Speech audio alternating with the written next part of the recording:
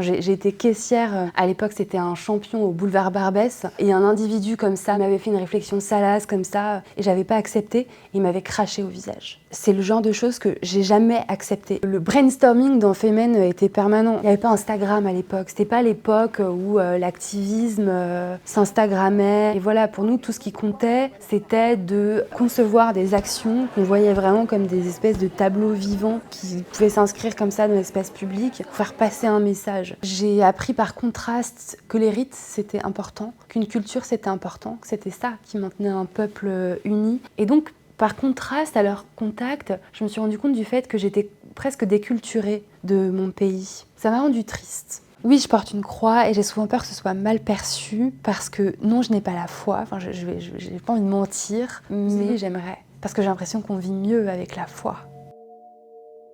Alors j'étais une petite fille assez solitaire, assez perdue dans le monde des idées, qui s'ennuyait beaucoup, et qui s'est souvent demandé ce qu'elle faisait là. En fait, moi j'ai grandi en Auvergne, dans un petit village, et donc j'avais très peu de distractions, très peu de choses autour de moi qui m'animaient, et en fait j'ai beaucoup trouvé un refuge dans la littérature, dans la peinture aussi, je le raconte peu dans le livre, mais je peignais beaucoup quand j'étais petite, quand j'étais adolescente. Et c'est vrai que pour me sauver de cet ennui, j'ai eu besoin très tôt de me créer tout un monde intérieur. J'ai un petit frère et une petite sœur, et j'ai eu aussi un frère avant moi qui est décédé 3 mois après la naissance. Et j'ai surtout failli mourir moi-même à la naissance. Je pense vraiment qu'une naissance, ça conditionne une existence, et le fait qu'on me l'ait pas caché, et de savoir que, enfin voilà, mon corps s'est arrêté à la naissance et qu'il a fallu me sortir comme ça, et que les premiers instants de ma vie, ça a été une lutte pour vivre en fait. Ça fait que j'ai toujours eu cette image de moi comme ça, à lutter pour survivre. Vers l'âge de 11 ans, quelque chose comme ça a commencé à tourner dans ma tête, une idée vraiment douloureuse et obsédante qui était le fait que autour de moi, tout le monde ne parlait que de choses matérielles, genre le cartable, la table, la météo, la télé. Et en fait, moi, j'avais désespérément besoin d'abstraction. J'avais désespérément besoin qu'on me parle d'existence humaine, d'amour, de futur, d'espoir, d'envie. Et donc, j'avais besoin de rencontrer des gens comme ça. Quand je suis montée à Paris et que j'avais juste 18 ans, quoi. J'avais vraiment besoin, un besoin viscéral d'enfin vivre ma vie et de sortir de cet ennui. Et donc, comme j'étais, je sais pas, incapable de me créer une vie, de faire des fêtes magnifiques, de faire des voyages magnifiques, en fait, ça me semblait, je sais pas, tellement plus facile d'être activiste et de vivre une vie magnifique comme ça, enfin voilà, à travers l'engagement politique. Est-ce justement ce besoin d'action, de militantisme qui vous pousse à contacter les Femen ? Il faut vraiment se mettre dans la tête d'une petite provinciale, blonde platine. En plus, à l'époque, j'étais magnifique, qui débarque à Barbès et qui se prend ce qu'elle se prend dans le visage, c'est-à-dire qui subit un harcèlement de rue terrifiant. Ça m'a beaucoup choquée, ça m'a beaucoup effractée, ça a créé beaucoup de traumatismes, ce qui s'est passé pour moi avec les hommes dans la rue. Et en fait, j'ai jamais accepté. J'ai toujours tapé des scandales, quoi, aux individus qui me harcelaient dans la rue, qui m'insultaient, qui me suivaient, qui m'ont parfois craché au visage. J'ai été caissière, à l'époque c'était un champion au boulevard Barbès, et un individu comme ça m'avait fait une réflexion salace comme ça, et j'avais pas accepté, il m'avait craché au visage. C'est le genre de choses que j'ai jamais accepté. Et je voyais aucune fille autour de moi réagir et vraiment taper des scandales, comme moi j'en tapais. Et quand j'ai vu les Femen apparaître dans mes écrans sur Facebook à l'époque, je me suis sentie extrêmement proche de la forme que prenait leur révolte. Et donc c'est d'abord pour ça que je suis rentrée dans Femen. J'avais besoin d'aller créer dans la rue en groupe avec d'autres femmes, parce que j'étais très en colère et j'avais besoin d'expulser cette colère. En fait, il y avait 3 piliers dans Femen, c'était la critique donc des institutions religieuses, être contre la marchandisation des corps des femmes, donc tout ce qui est GPA, prostitution, enfin industrie du sexe, voilà, et contre les dictatures, mais c'est-à-dire aussi pour la liberté d'expression. Il y avait comme des mouvances différentes. Il y en avait certaines qui étaient plus radicales que d'autres. Et c'est vrai que moi, on me disait tout le temps, t'es au bout du spectre. Parce que j'étais très radicale, notamment sur la question des institutions religieuses. J'ai un peu changé d'avis depuis sur la place de l'église, mais sur l'islam, j'ai gardé cette radicalité qu'on avait à l'époque dans Femen, et qui est de plus en plus rare à gauche, de se permettre de critiquer l'islam. Vous viviez ensemble dans un squat à Paris. Comment se déroulait votre quotidien ? Il y avait les activistes, casts, qui étaient donc des personnes, des filles, Sarah, Ina, Pauline, Elvire, Fanny, avec qui des liens très spéciaux se sont noués. Mais il y avait d'autres personnes dans Femen, c'est les lieux dans lesquels on a habité. On a eu 2 squats différents et c'était vraiment des personnes à part entière. Le premier lieu dans lequel on a habité, c'était donc le Lavoir moderne parisien, qui est le dernier théâtre de la Goutte d'Or, qui est un quartier de Paris qui est complètement envahi par l'immigration africaine et dans lequel justement on subissait beaucoup de harcèlement de rue. En plus, fallait nous voir. Je veux dire, en été, on s'habillait toutes pareilles, là, short en jean, veste en jean, talons de 15 cm. On aurait dit vraiment un gang de... On a dit les Spice Girls au milieu de Kaboul. C'était une vie très précaire, mais en même temps, on ne souffrait pas de cette précarité. On la chérissait presque. Parce qu'on avait l'impression, peut-être que si on s'installait trop définitivement quelque part, il pouvait y avoir le risque que ça nous écarte de la grande mission qu'on s'était fixée, c'est-à-dire l'abolition totale du patriarcat. Le brainstorming dans Femen était permanent. Il n'y avait pas Instagram à l'époque. C'était pas l'époque où l'activisme s'instagrammait. Et voilà, pour nous, tout ce qui comptait, c'était de concevoir des actions qu'on voyait vraiment comme des espèces de tableaux vivants qui pouvaient s'inscrire comme ça dans l'espace public, pour faire passer un message. Et donc, pour nous, tout se passait au moment de l'action. Toute notre communication se faisait au moment de l'action. Vous avez mené de nombreuses performances militantes comme celle qui a entraîné votre enfermement dans une prison tunisienne pendant 1 mois. Quelle action avec Femen vous a le plus marqué ? On n'était que 2 avec Sarah. On arrive en Crimée, la veille de l'annexion de la Crimée par Poutine. On ne savait pas encore que c'était la veille de l'annexion, mais voilà. Femen est un mouvement qui vient d'Ukraine, qui a été fondé par des Ukrainiennes, qui s'est exporté ensuite en France. Pour nous, il y avait une certaine émotion déjà, à aller sur les terres où est né le mouvement. Et je me souviens de cette scène où, en fait, on arrive à l'aéroport de Simferopol. Là, c'est vraiment une scène de film pour le coup. Il y a des personnes en uniforme, tout le monde porte un uniforme différent, donc on n'arrive pas à savoir qui est ukrainien, qui est russe, qui est qui. Il y avait vraiment cette atmosphère très pesante de c'est la guerre en fait.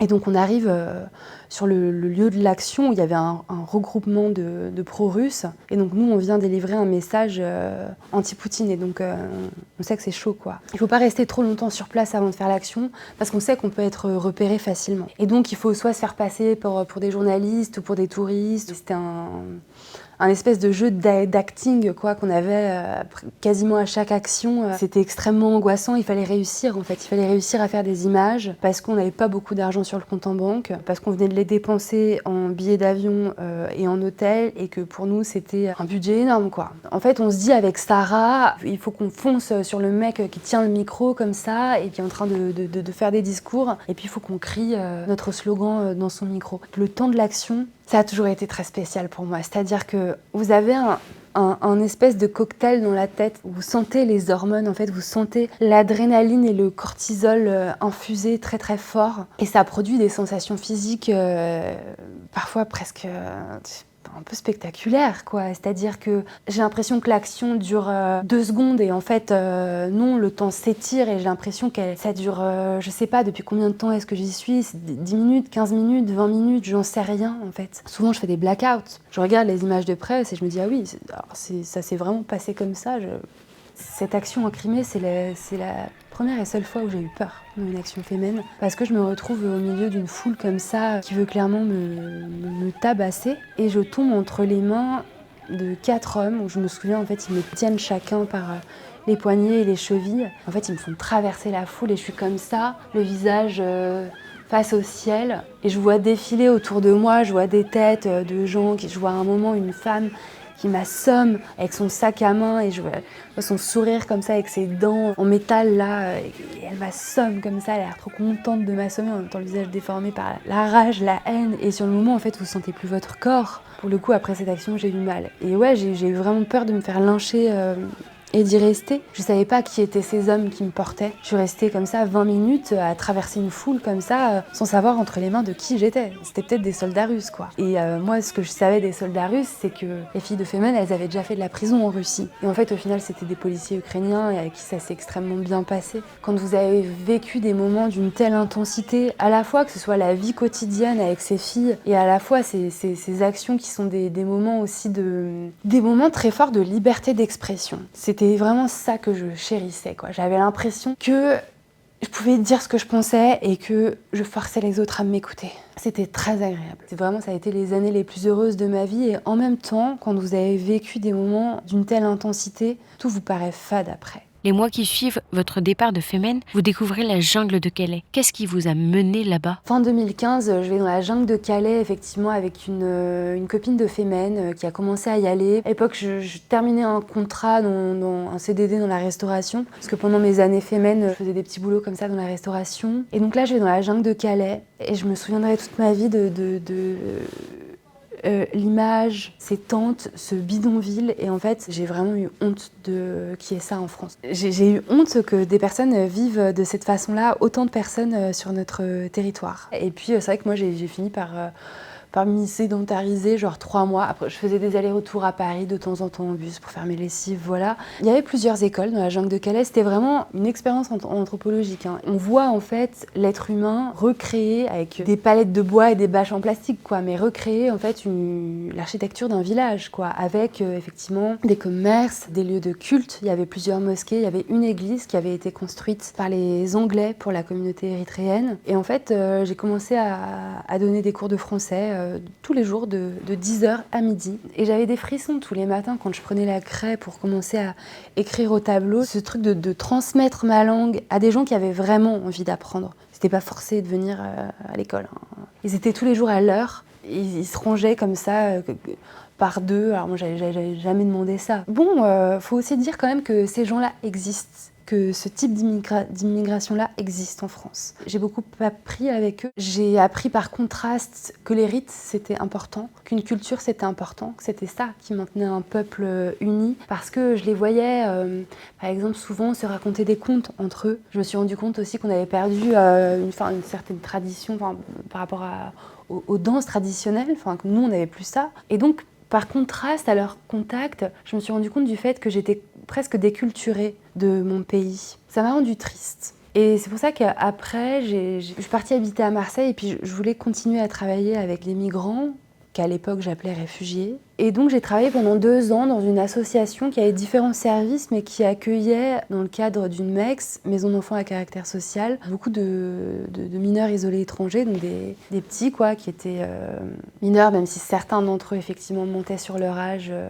Et il y en avait une trentaine qui venaient de pays différents. Donc ouais, je considère vraiment que l'immigration c'est un sujet dont je peux parler parce qu'en plus je connais vraiment plein de profils différents, c'est-à-dire que dans ce foyer, j'ai beaucoup côtoyé des Tunisiens, d'Algériens, Somaliens, Éthiopiens, Soudanais, beaucoup aussi de petits qui venaient d'Afrique de l'Ouest, beaucoup d'Afghanistan. Alors l'Afghanistan, c'est encore plus particulier, voilà. Bref, je peux vraiment en parler. En fait, moi, à la base, je devais juste être un peu animatrice et gérer la com de l'asso et être agente d'accueil. Et en fait, il se trouve que je suis surtout devenue limite éduque pour ces petits qui me parlaient au final beaucoup plus à moi qu'au reste du personnel éducatif. Moi, j'avais passé 3 mois dans la jungle de Calais, je connaissais quelques mots d'arabe, et du coup, comme j'avais les codes, ouais, il y avait une proximité qui n'était pas la même. Et bien sûr qu'il y avait beaucoup de violence, mais moi, à l'époque, la violence, en fait, je l'excusais beaucoup par le fait qu'ils avaient des récits de vie,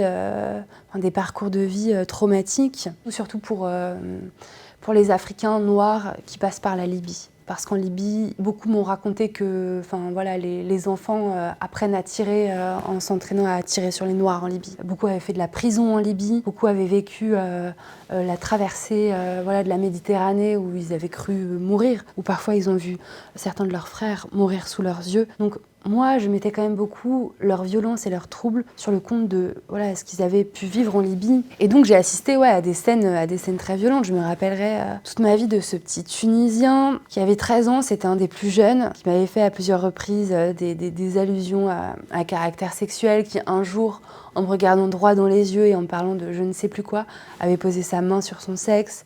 Je devais gérer aussi l'ancien résident du foyer qui venait tous les jours et qui me fixait comme ça. Je savais qu'il entendait des voix et en fait j'avais extrêmement peur qu'ils m'en mettent une. Ils étaient tous pour l'excision.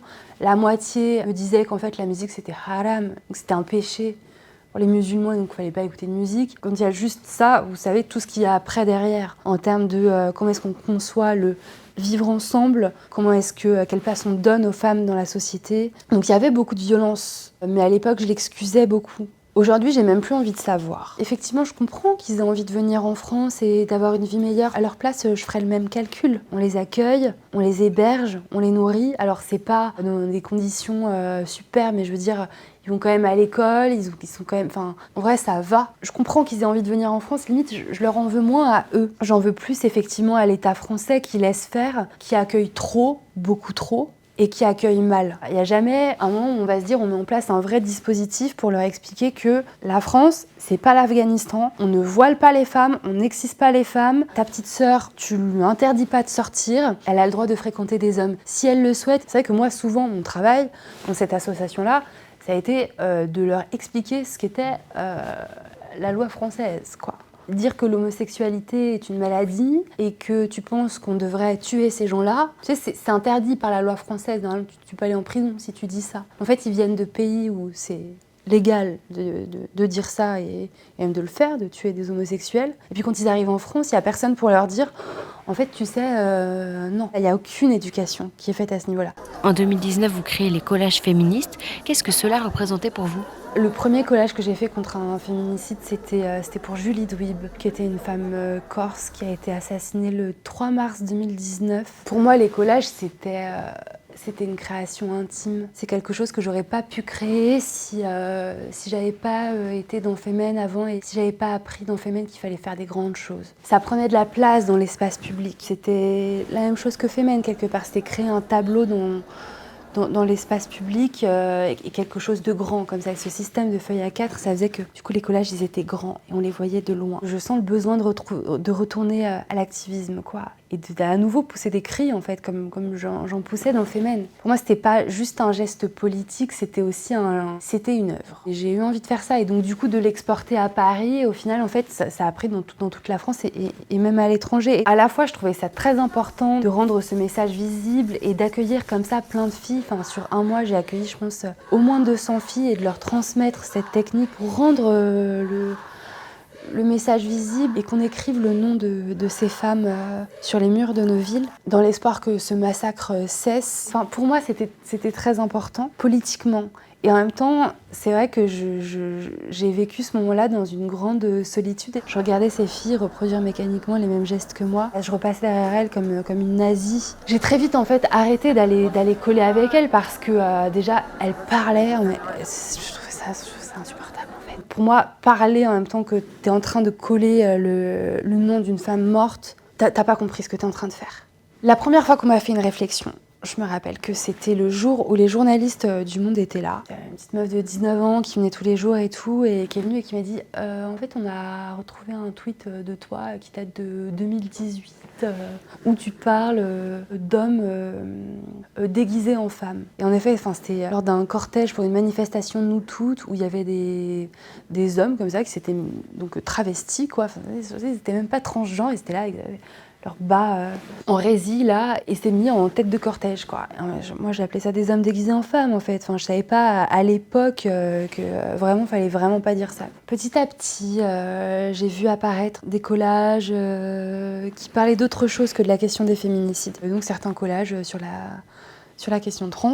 Finalement, j'ai moi-même laissé ce mouvement partir de mes mains. Par volonté d'horizontalité, je me suis dit, en fait, il faut plus que ce soit moi, parce que j'étais érigée en icône, en fait, en égérie, quoi. Quelque part, c'était juste, parce que de toute façon, je l'avais créé, je le tenais. C'était grâce à moi qu'il y avait cette efficacité-là, parce que j'imposais un rythme. Et donc, à un moment, les rues de Paris étaient réellement, vraiment... Enfin, c'était impossible de traverser Paris sans voir au moins un de ces collages. Mais par volonté d'horizontalité, j'ai voulu me mettre en retrait, et par fatigue aussi, c'est vrai. Et aujourd'hui, il y a un compte Instagram qui porte le nom du mouvement que j'ai créé et qui prône l'inverse de ce que je pensais. Le plus douloureux, ça a été qu'on utilise ce mouvement dédié à... Enfin, moi, c'était quand même contre les meurtres de femmes. Et en fait, on a utilisé mon esthétique pour appelé à me tuer, moi, donc appelé à tuer une femme. Aujourd'hui, vous signez cette autobiographie dans laquelle vous racontez votre transition politique. Comment vous êtes-vous rendu compte que vous adhériez aux idées de la droite après tout ce parcours de militantisme de gauche ? Le principal basculement, et ce pourquoi est-ce que je dis que j'ai basculé à droite, j'ai changé d'avis sur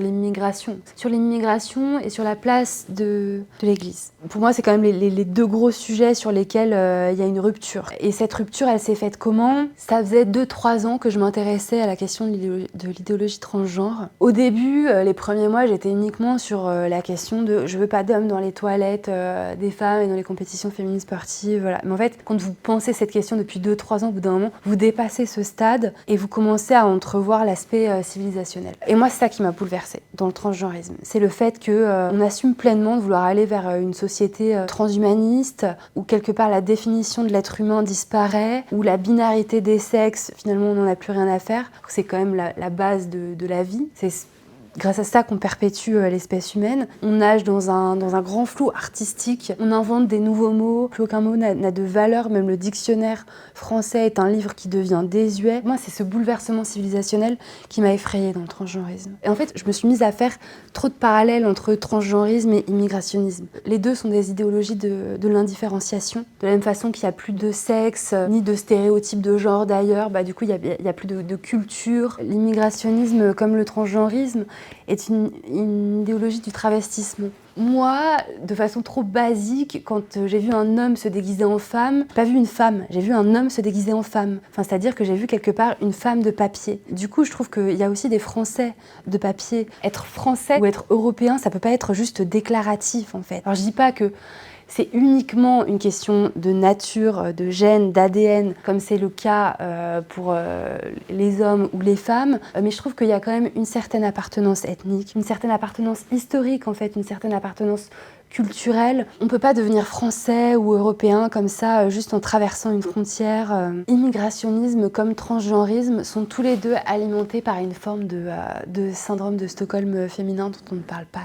assez. C'est-à-dire que moi, quand j'ai vu toutes ces féministes, entre guillemets, se ranger comme ça sous la coupe de Robert qui dit qu'il est une femme, parce que maintenant il a mis un peu de fard à paupières et une jupe, j'ai vraiment vu, vous savez, ces élèves au collège là qui se mettent du côté des harceleurs par peur eux d'être harcelés et qui en viennent à aimer leurs harceleurs quoi. Enfin, et je trouve qu'il y a une forme de syndrome de Stockholm là-dedans. Je me suis dit, est-ce que moi à certains moments de ma vie j'ai pas été un peu comme ça face à des hommes de culture musulmane qui m'ont soit harcelée, soit violentée. En Afrique, on ne traite pas les femmes de la même façon qu'en Europe, et donc quand un Africain vient en Europe, nécessairement, il ne se met pas à traiter les femmes comme les Français traitent les femmes. Enfin, voilà. Je crois que moi, souvent, j'ai été dans ma vie, comme ça, à vouloir protéger mes agresseurs. Je sais pas, à leur chercher des excuses. Je trouve qu'on oublie trop souvent de parler de pourquoi est-ce qu'on est contre l'immigration, contre l'idéologie transgenre. On est contre parce qu'en réalité, on est pour. Moi,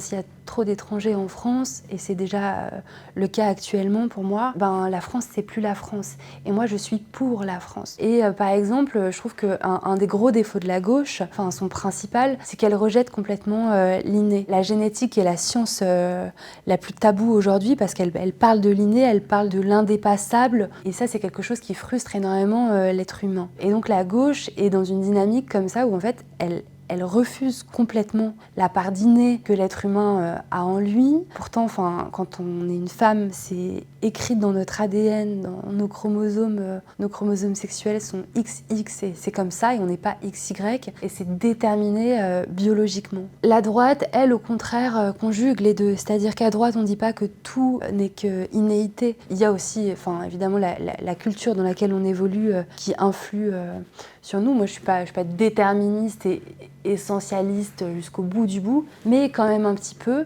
On est très déterminé par certaines limites biologiques. Je trouve qu'il y a une immaturité ridicule à pas vouloir accepter les limites. C'est pour ça que on passe souvent de gauche à droite et pas de droite à gauche, c'est juste qu'on grandit et du coup on devient plus mature, et donc quand on est un être un peu plus mature, on apprend qu'il y a des limites et que ces limites, elles peuvent engendrer certaines frustrations et qu'en fait il faut savoir gérer ces frustrations. Vous avez aussi évoqué la place de l'Église. D'ailleurs, vous portez une croix autour du cou. Êtes-vous croyante ? Oui, je porte une croix et j'ai souvent peur que ce soit mal perçu parce que non, je n'ai pas la foi. J'ai pas envie de mentir, mais j'aimerais. Parce que j'ai l'impression qu'on vit mieux avec la foi. Je porte cette croix quand même comme un talisman, j'ai l'impression qu'elle me protège, j'ai du mal à sortir sans. C'est quelque chose de réactionnaire et d'identitaire aussi. C'est dire ce à quoi j'appartiens à ça. Quand je rentre dans une église, je sens que c'est chez moi. Et je trouve qu'il n'y a aucun autre endroit en France ou au monde comparable à une église. On n'est pas là pour faire du commerce, on n'est pas là pour parler spécialement, on est plus là pour écouter ou bien pour le silence. Ce sont des endroits qui, sans exception aucune, sont beaux. La pensée peut s'évaporer et où on peut juste quand même se laisser aller à ressentir quand même une forme d'au-delà. Enfin, évidemment que cette sensation me traverse parfois, mais pas jusqu'à dire que j'ai la foi. Pour moi, on ne peut pas sauver la France sans sauver ça. À la fois, c'est sauver quelque chose de culturel, et pour moi, il y a une dimension culturelle dans la place de l'Église en France, mais c'est aussi sauver un certain goût pour le sacré, pour la beauté. Et je trouve qu'il n'y a pas d'humanité sans ça.